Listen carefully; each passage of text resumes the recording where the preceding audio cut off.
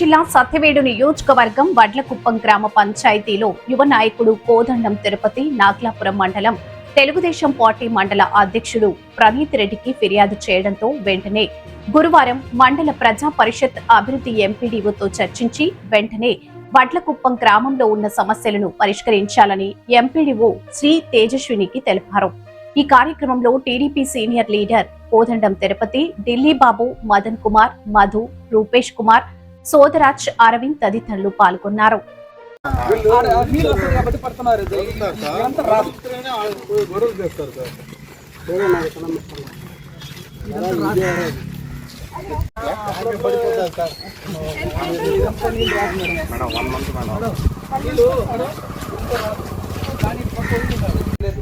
అట్లాంటి వాళ్ళకి ట్యాంక్ నీళ్ళు ఎక్కి దించితే అప్పుడు పట్టి యూజ్ చేసుకుంటారు. కడిగేదానికి తాగేదానికి లేదు మేడం, అది యూజ్ చేసుకునే దానికి మాత్రమే, తాగే దాంట్లో లేదు. డైరెక్ట్గా దీంట్లో పోతేనే తాగుతారు.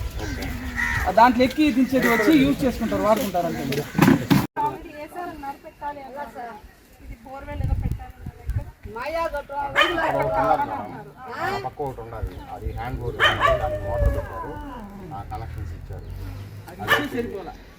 అది ఇచ్చి కూడా సరిపోతుంది.